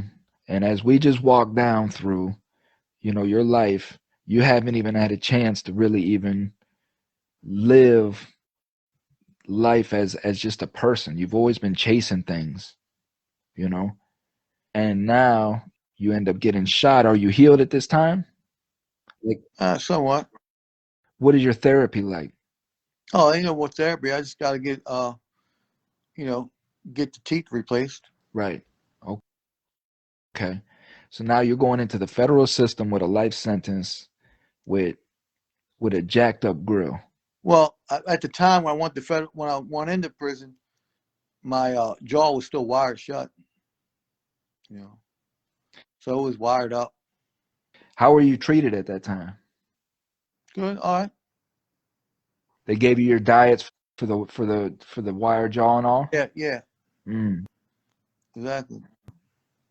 So you're going in, you go in. So what is this then? 95? 92, 93. 92, 93, you're going into the federal system. It's lovely back then too, still a little bit. Compared to what it is now. Definitely compared to what it is now. I got in at the very tail end of it, So you're coming in, you got life sentence. What spot did you end up at? I went to Lewisburg. Lewisburg. That's Kentucky, right? No, Tennessee? Pennsylvania. Pennsylvania. Lewisburg, Pennsylvania. What was that place like? Was that a pen? Yeah. Not familiar with Lewisburg. So It's one of the oldest ones. There was only 6 like penitentiaries when I first went to prison. There was only 6. yes. I So will think you have big? I think now it's like 18 or 20. I believe so. I believe something like that. They're building them. So you go in, got a life sentence, federal prison, Lewisburg. How are you welcomed in there? Good. As, I knew some people. as a white dude, so you go in knowing somebody. What was there gangs? Yeah, there's different gangs. Yeah. Was you try was people trying to press you into a Uh, gang or? I do my own thing. I always did my own thing. I live by my own rules, even now. I mean, you know, I'm just, real independent minded. Mm-hmm. So did it help that you knew people in there? Well, they knew me. Ah. So did them knowing you, did it make it easier for you? Yeah. They already knew who you were. They already knew what your case was or whatnot. What about somebody that's coming in there, a white guy that's coming in the system that nobody really knows? I mean, as long as you don't mess up, and everything's good with him, he's gonna be all right. But What do long you mean mess up? Like, what are some of the things that he could do to mess up? get high, not pay his bills, not having clean paperwork. What is clean paper? Make sure he ain't a rat. So how do you go about, like, with your paperwork? I'm fresh in. You You're got coming to me. you got your Say I'm fresh in, right? I'm just coming in. Don't know. I'm square. Never been in trouble before. Look like a soft little punk white kid. What happens? first. You want to find out, proof of what you're in there for. It starts right there. So when I tell you that it's none of your business, what happens?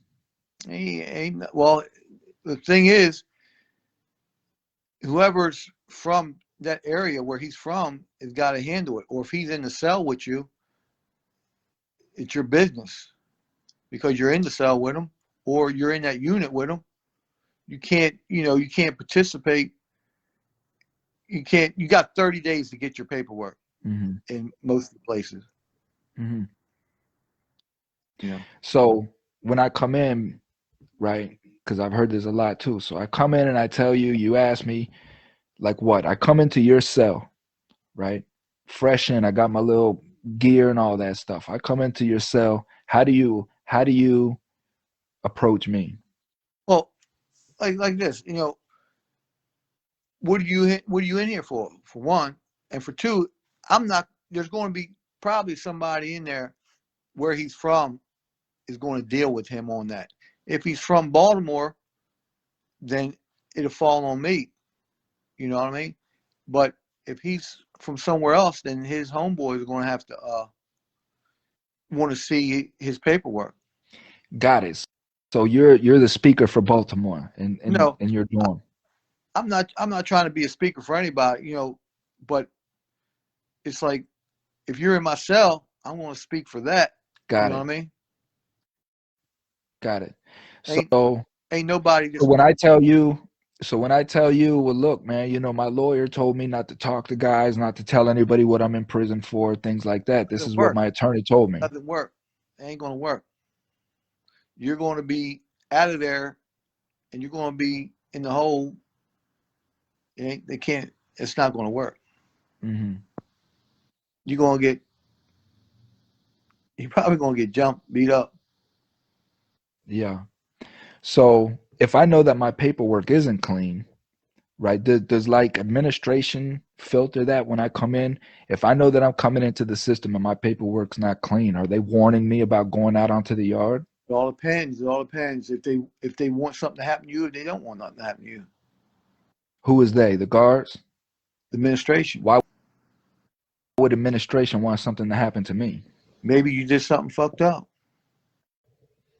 Maybe you might have done something to a cop. Maybe you did something. Maybe you jumped on another guard somewhere. Who knows what you did? My charge or what I'm coming there for may have been fucked up. Yeah. Got it. So administration will throw me under the bus like that. Exactly. So now I come out in the yard. They throw me under the bus. I come out in the yard. What could happen to me? You're going to get stabbed. It all depends what prison you're at. If you're in a max security, and you're going to get stabbed. If you're in a medium, probably just going to get jumped and stomped out. What about a low? Well, in the low, you ain't going to get beat up, but they ain't going to you ain't going to be able to go to watch TV and go in TV room or nothing like that.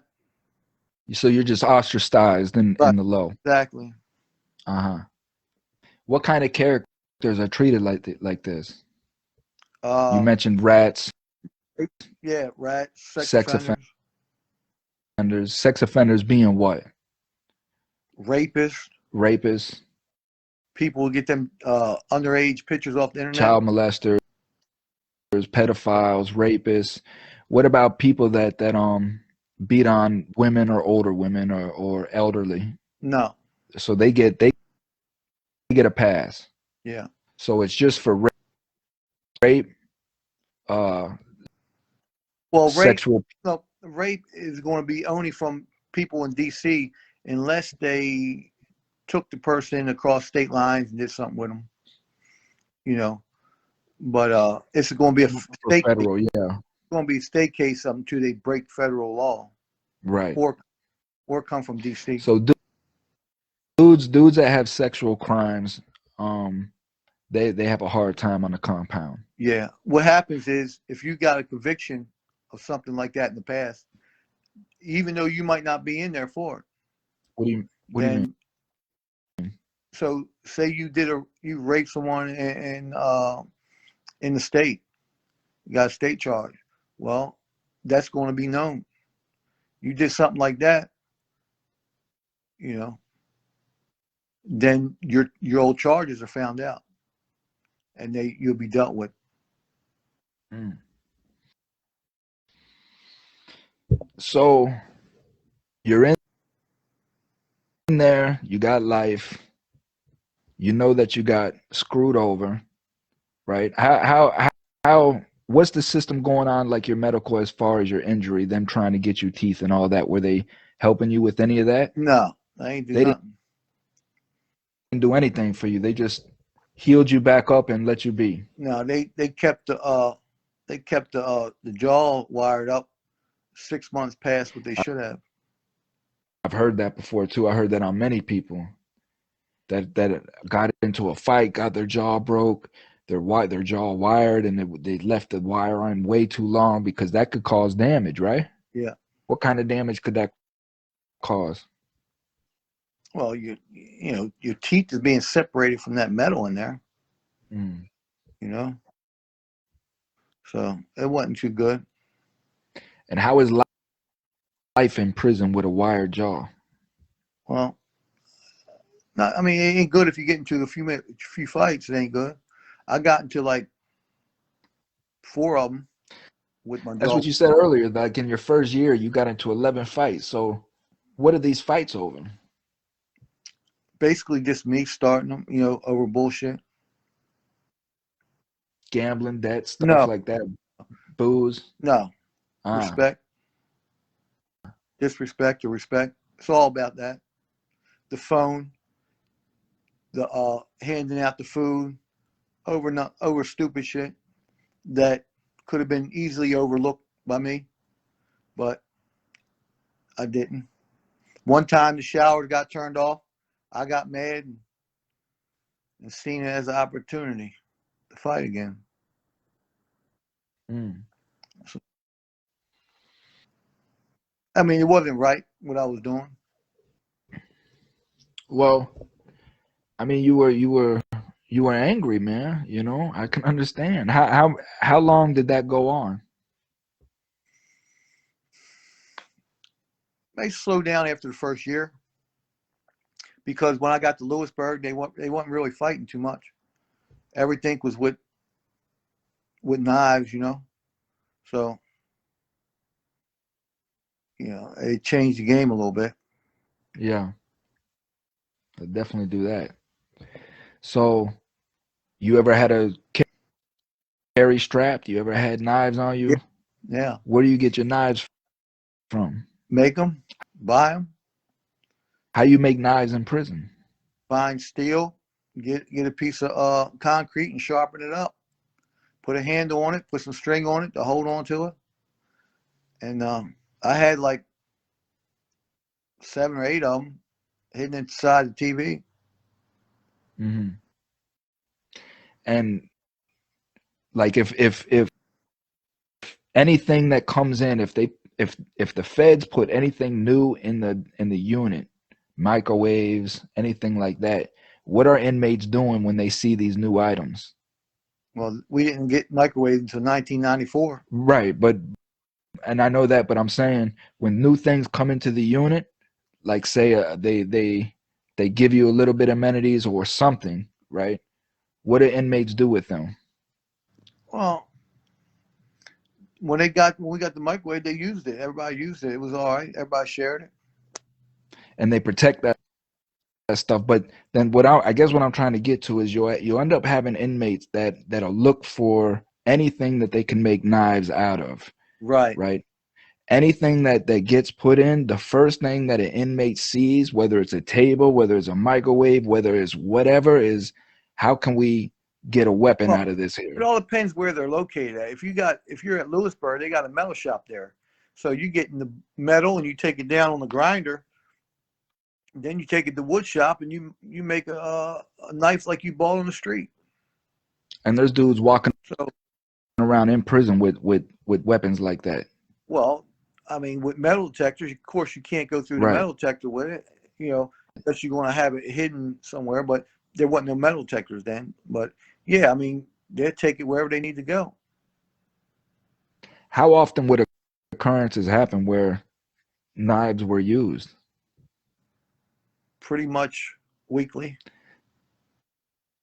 Pretty much weekly. And are you seeing this? Are you around Yeah, this? the first night I was there, I seen it. What happened? A guy was in the cell doorway, and another guy was behind him, stabbing him with a butcher knife. Mm-hmm. Yeah, and that's where I waited. I waited there at Lewisburg for those guys that shot me and set me up, both of them, or the guy that ratted on me. I waited, knowing what I'm going to do to him when I seen him. So that's why I never thought I would get out, because I waited there. I wasn't trying to really get no beef with these other people in there because they ain't never did nothing to me.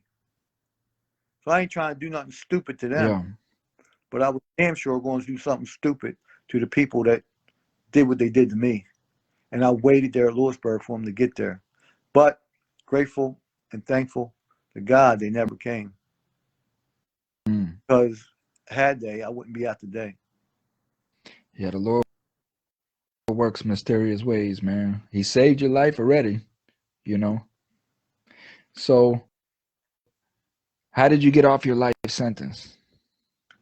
By the passage of the First Step Act. First A step back. friend of mine in prison, Carlos Bazin from Project Pivot, filed compassionate release among other motions he filed, and that was granted almost 2 years later after he filed it. How did that make you feel? Great. I knew it would happen one day. I had faith. You knew it would happen. Yeah.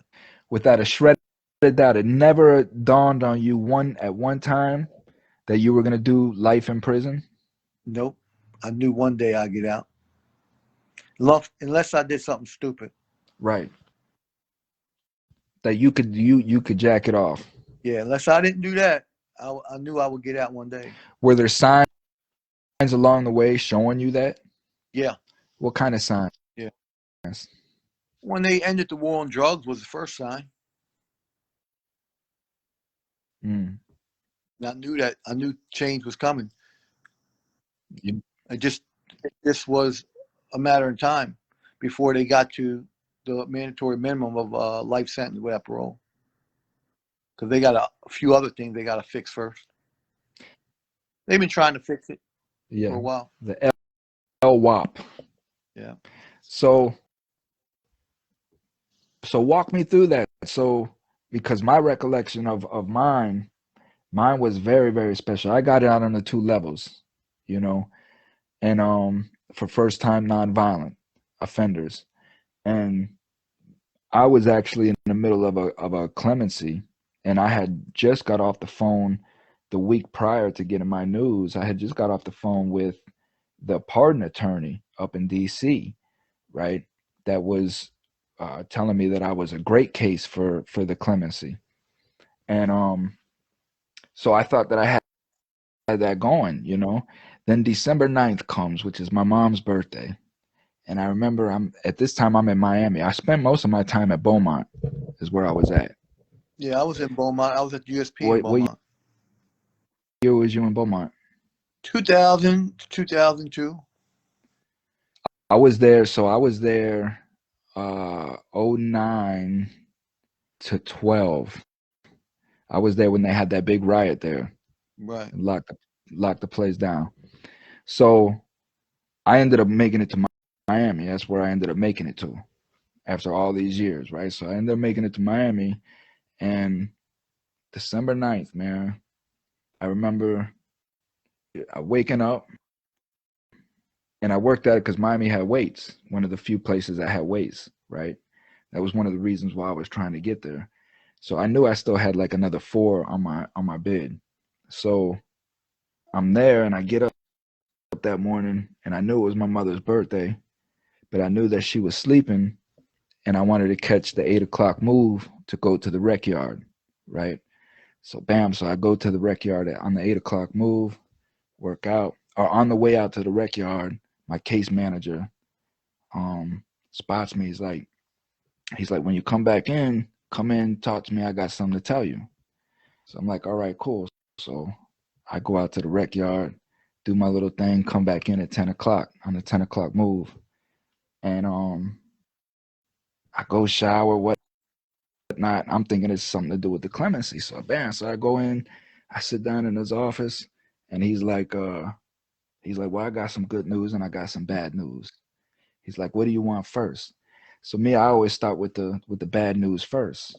You know what I mean? So I'm like, let me get the bad news first. So he's like, well, they denied your clemency. So I'm like, man, what do you mean they denied my clemency? I thought it was good. I thought it was golden. I just talked to the lady, this and that, blah, blah, blah. He's like, well, he says, I have to be honest with you. You know, he said, I went ahead and filed for the 2 levels. He said, I went ahead and did all the paperwork and filed the 2 levels for you. He said, you got granted the 2 levels.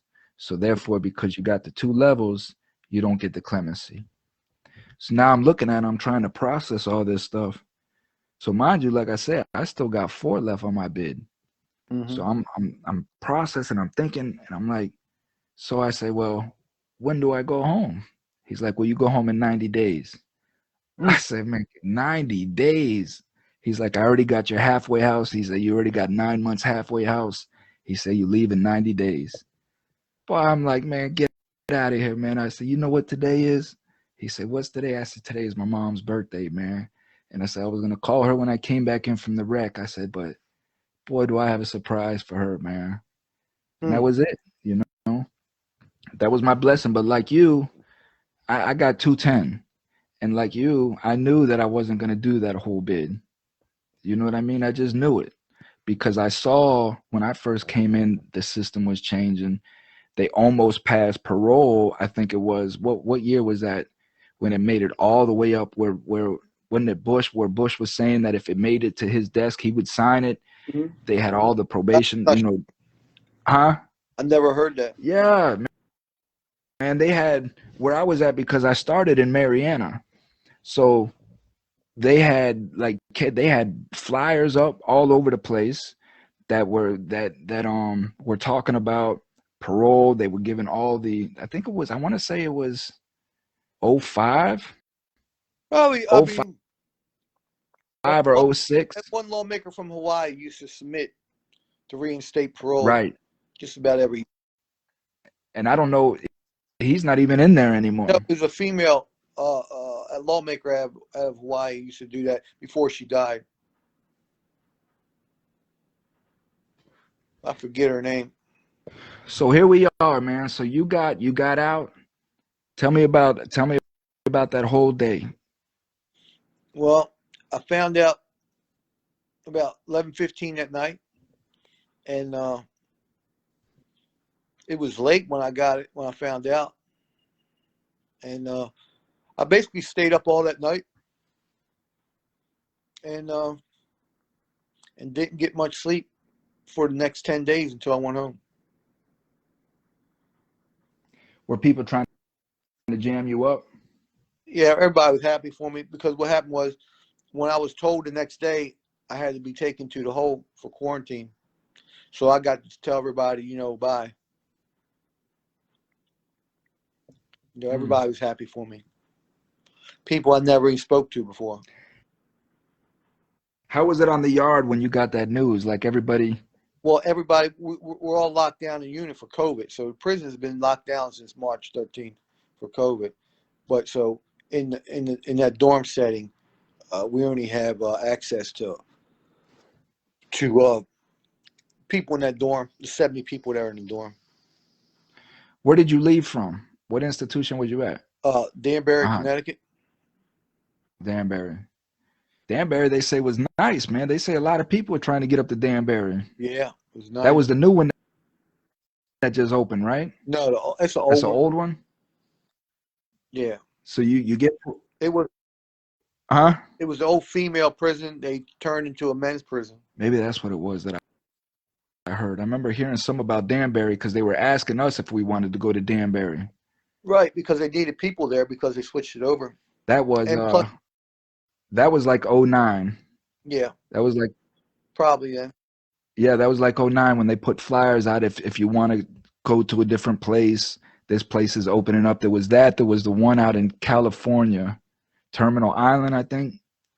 There was, I don't know. I don't think they really asked for people too much, but probably Victorville, maybe, nah, one Victorville. or Definitely one Victorville. Nobody was trying to go there. could have been Lompoc. Lompoc too. Lompoc was another one. Yep. So bam. So you didn't sleep for 10 days. I You mean, I get slept out. a few hours a night, Yeah, no, I not much. understand. It's the anxiety, just the what are you gonna do? Like your whole life is changing now. You've been in for 29 years since 1997, right? No, For the listeners, 92, huh? 1990. 92. 92, my bad. So for the listeners that's even that old, right?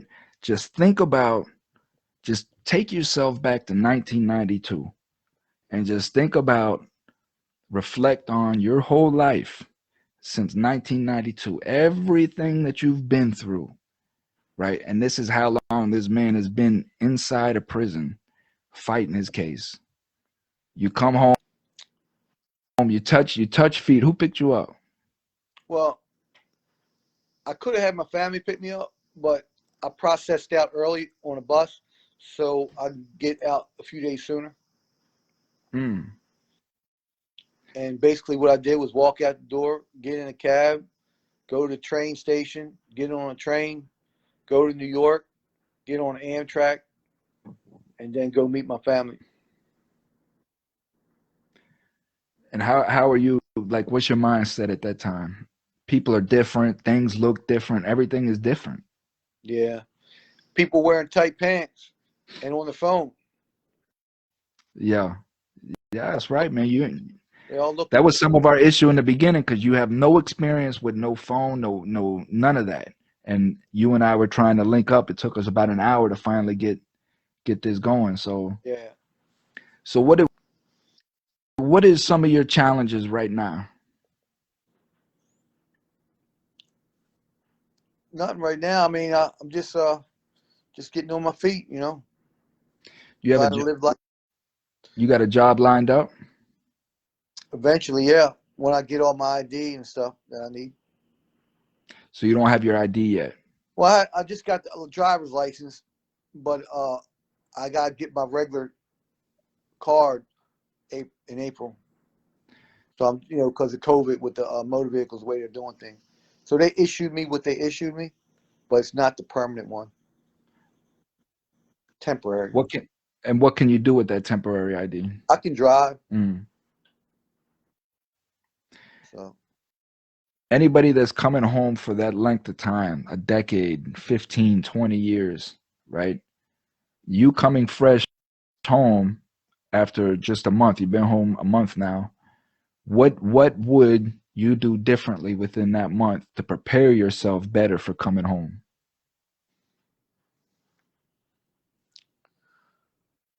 well, I would tell people make sure they have all their paperwork lined up. As far as their identification, their birth certificate, and their social security card, everything they need. So they ain't got to go through the long process of trying to get it on the outside. Walk out the door with it. Who helps them in the inside do all that? Well, there's other inmates that will help them. The That case maybe managers, isn't this what their case manager is supposed to do? he might give you some paperwork, but he ain't going to He's not going to do it. You're going to have to fill the paperwork out yourself, and to fill another piece of work out to get the money to Vital Records. So you got to process the paperwork, but you can find someone to help you. So get all the paperwork as far as your IDs and all that in order, so that way you can walk out of the prison with your IDs versus coming home and waiting like you're doing. Right. I had to wait because they didn't give it to me, even though they had it, because I got it when I was in there. I filed the paperwork and got it, but they didn't give it to me when I walked out the door, because that was basically case manager's mess up. Got it. And they do that a lot too, don't they? Yeah. People always forever messing people's stuff up, man. I've even seen them mess stuff up to where the dude couldn't even go home that day. I've seen them mess stuff up where they're supposed to be released and they ain't go home for almost 60 Yeah. days. Yeah, exactly, man. They don't care. They don't care. Some people even more. What was your first meal? Steak and lobster. Lobster and steak, huh? Yeah. Where'd you get it from? One of these steakhouses around, I don't know the name of it. Yeah. So how are you adapting as far as people around you, loud noises, crowds, things like that? It doesn't bother me. Have If you been? anything, the quietness, being able to turn all the lights out and have it dark and sleep like that, Mm-hmm. that should be So, better. That should be better, but for me, it's almost more comfortable sleeping in a dorm setting with noise and people running around. right, that's what I was getting into, was so you're having a hard time sleeping, not because of noise but because of the silence. Right. And this is in some prior episodes, this is what I was talking about, as far as me, like after a decade, after so long, what started driving me crazy more than anything is I could never get silence, right? Right. I could never, no matter where you went, you could just not get silence. Right. Every once in a while, right, I would be able to get up, first crack of the door, and instead of going to work out, I would go to maybe the baseball field or something like that as soon as why everybody's in the breakfast chow hall, and I'll go sit out on the baseball field. There may be one or two people around, but that's about as silent as you're gonna get, you know. And this was a low that I ended up at, you know. So the silence was I didn't know how to, I did like you, I didn't know how to handle it when I came home. It would drive me, it would give me anxiety, because if things were too silent, I would feel like something was wrong. You know what I mean? I would have to turn on the TV. I would have to turn on something to create some kind of noise to kind of soothe me a little bit. So, and you're experiencing the same thing. Yeah. I get used to it. I ain't going to complain about it. That's for sure. Well, there's nothing to complain about. I know that. Well, partner, it's been real. It's been a great conversation, man. You had a hell of a life, man. So, what do you look for? Where are you gonna be at in 5 years from now?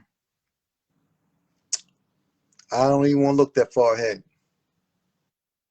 Are you gonna go back to selling drugs? Absolutely not. Why not? Because I think that's people do that when they don't have really too much else to do. You know what I mean? So that's a no-win game. So I'm going to do something else. That's for sure. Yeah, when people ask me that, man, I would tell them, like, I just don't want to hurt people no more. You know what I mean? I've done that my whole life. I've hurt everybody around me. I've hurt my family. I've hurt myself and my decisions. I've hurt people I've done things to, and I just don't want to. I don't want to hurt nobody no more. I don't want to be part of that. You know, and all of that crap is just, it hurts humanity. you know. Exactly. It hurts us as a human being. It hurts our growth personally, and it just hurts humanity, you Right. know. Right now, what I'm working on is trying to help a few people in prison. You know, so a guy named Harold Morris that's doing 40 years for weed. There's another Hmm. guy doing uh, He's doing what? 40 years for weed in the state of Maryland, and there's another guy But I thought that's it's doing, legal. Isn't it legal in Maryland? probably is, but you still got people in prison for weed. You still got people in prison doing life for weed in the feds. So I'm going to help him, trying to help him, and there's another guy doing a life sentence, couple life sentences that, I believe everybody should have a second chance. And his name's James Sweeney. I'm trying to help him. And I got a GoFundMe set up for him, trying to raise a couple $1,000 so, we can get process started, with Project Pivot, and some people there are looking into his case and research, his case, and see how he can be helped. And then I got the GoFundMe set up for me, you know, so under my name, Paul Kratsas. Hmm. So we got two GoFundMes right now, one from in my name and one in James Sweeney's name, Awesome. to help him. Yeah. So I'm trying to help, help those guys right now. And like I said, I got two guys in the feds doing life for weed, and I'm trying to help them. They both got life sentences without parole, and even though weed is legal in most states. So we'll see how that works out. And then Carlos Bazin has got Project Pivot going, and he's going to use that. And my thing is to try to bring back parole. That's my main focus. To get the word out, bring back parole, to get people to call their federal representatives, the senators, to get them to reinstate parole as it was. And that will be a good check and balance against a out of control justice system and courts. Because what people don't know is you can be found guilty of one thing, say for a gun or for drugs, but yet be sentenced to something that you were never charged with, like murder. So even though you were never sentenced for murder, even though you was never found guilty of murder, you can still get a life sentence for murder, even though you was never charged nor convicted. But yet you was convicted of a gun. Well, you got 5 years for the gun. You're going to get a life sentence for a murder that you never was even found guilty of, and even though you had a jury trial.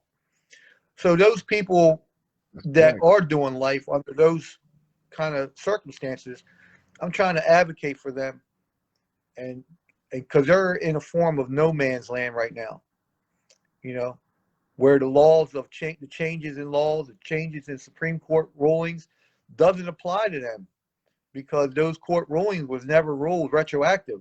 So since the courts done said this can't happen, you can't do this, they never said it was retroactive. So you got people convicted from 1987 to somewhere around 1999, 10 years, almost 12 years, that are caught in like no man's land. They can't get any help from the courts. And they've exhausted all Right. their. Well, the Biden with the crime bill in 1994 only allowed people to have one appeal, one direct appeal, 12255 to attack their sentence, and that's it. There is no more after that. Way to go, Biden. And while you're in here signing all these executive orders, you haven't done nothing with that crime bill that you were so sorry for during election. Yeah. Don't get me started on this Yeah. guy, but so man, you look great, man. I think you're all right, man. Yeah, I'll be You all right. okay? Yeah, I'm going to be Don't good. commit no more crimes, man. No, Don't go definitely back. not. Definitely not. Don't go back to prison, man. We're trying to get people out, and the main thing is we're trying to change stigma, right? Uh, We have to change the stigma. We have to change the American perspective. Us guys that are coming out that have done time, like we need to run the country because we know exactly what's wrong with right. this Well, this jalopy. well, hopefully I get to go before Congress eventually and help enlighten them on what's going on. and so we can bring back change. Because I know what needs to be fixed. One, weights need to be brought back to the prisons, and parole needs to be back. Those two things. And yeah, by the way, fried chicken. They took away the fried chicken? Yeah, they took away that under Obama. Yeah, eat healthy. The schools bucked on it, but the prisons didn't. So now, ever since Obama, 2008, we ain't getting no fried chicken. We were getting That's got to stop. chicken. We were getting fried chicken all the way. You ain't getting the fried chicken. The more they each spot slowly, all depends when a new warden comes in, they see that and they want to implement that rule, they implement it. Because I mean, yeah, but it all depends. But they took it basically. It depends on the warden. It depends on the spot. Menu, put it that way. Yeah. No, it's not on the national menu. Baked chicken. No, you're absolutely correct. It's nice talking to you, and anytime. Take care, bud. Take care, man. You too.